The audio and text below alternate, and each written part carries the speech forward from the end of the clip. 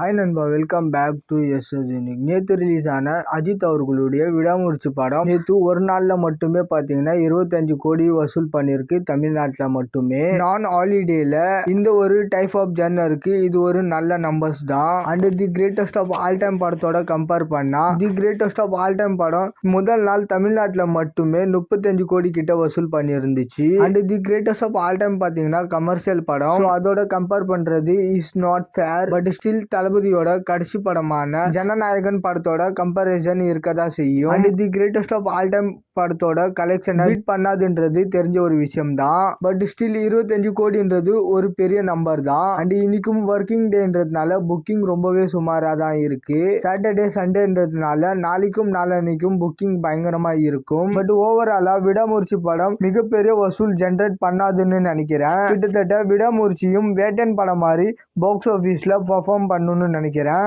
ஏன்னா விடாமுயற்சி ஒரு ஆக்ஷன் த்ரில்லர் ஜான்ராவா இருந்தாலும் ஆக்ஷன்ஸ் மாஸ் எலிமெண்ட் கொஞ்சம் கம்மியா இருக்கு. அண்ட் அந்த காருக்குள்ள நடக்கிற ஃபைட் மட்டும் பயங்கரம். மற்றபடி வேற எந்த ஃபைட்டும் பெருசா ஒர்க் ஆகல. சோ ஆக்ஷன் ஜானர்ல இருந்து படம் ஒரு த்ரில்லர் ஜானரா மாறிடுச்சு. அண்ட் த்ரில்லர்ன்றது ஓடிடிக்கான ஜான்ரா. சோ அதனால வரும் வாரங்கள்ல ஃபேமிலி ஆடியன்ஸ் பெருசா உள்ள வர போறது இல்ல. அந்த டார்கெட் பண்ண ஏ சென்டருமே முழுசா சாட்டிஸ்ஃபை பண்ணல. சோ பெரிய ஹீரோவை வச்சு ஆக்ஷன் த்ரில்லர் பண்றாங்கன்னா கைதி, துப்பாக்கி, மங்காத்தா மாதிரி பண்ணணும். சோ விடாமுயற்சி படத்தோட கதை பாத்தீங்கன்னா அஜித் அவர்களுக்கு பத்தல. இந்த கதை டியர் 2 டியர் 3ல இருக்கிற ஹீரோஸ் பண்ண வேண்டிய கதை. சோ அதனாலதான் படம் அந்த ஜானருக்கு நல்லா இருந்தா கூட அஜித் அவர்களுடைய ஃபேன்ஸே நிறைய பேர் டிசப்பாயின்மெண்ட் ஆகுறதா பார்க்க முடியுது. ஏன்னா ஒரு பெரிய ஹீரோஸை வச்சு படம் எடுக்கும் போது 4-5 தியேட்டர் மூமெண்ட்ஸ் ஆச்சும் இருக்கணும். விடாமுயற்சி படத்துல ஒரே ஒரு கார் சீக்வன்ஸ் மட்டும்தான் தியேட்டர் மூமெண்ட்ஸா இருந்துச்சு. சோ கதைக்கு வெளியே போயிட்டு எல்லாம் கமர்ஷியல் எலிமெண்ட்டை ஆட் பண்ண தேவையே இல்ல. கதையிலேயே ஃபேன்ஸ் கொண்டாடுற மாதிரியான மாஸ் மூமெண்ட்ஸை இன்னும் கிரியேட் பண்ணிருக்கணும். அண்ட் வேதாளம், விஸ்வாசம் மாதிரி ரொம்ப பிஎம்சியா பண்றதுக்கு விடாமுயற்சி எனக்கு பரவாயில்ல.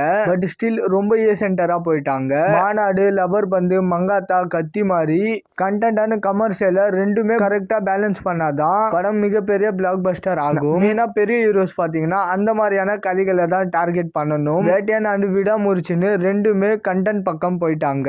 அதே மாதிரி the greatest of all time பாத்தீங்கன்னா கொஞ்சம் கமர்ஷியல் பக்கம் போயிட்டாங்க. So commercial side the greatest of all time படம் போனதால பாக்ஸ் ஆபீஸ்ல வேற லெவல் சம்பவம் பண்ணிச்சு. பட் வேட்டையன் லாக் ஆயிடுச்சு.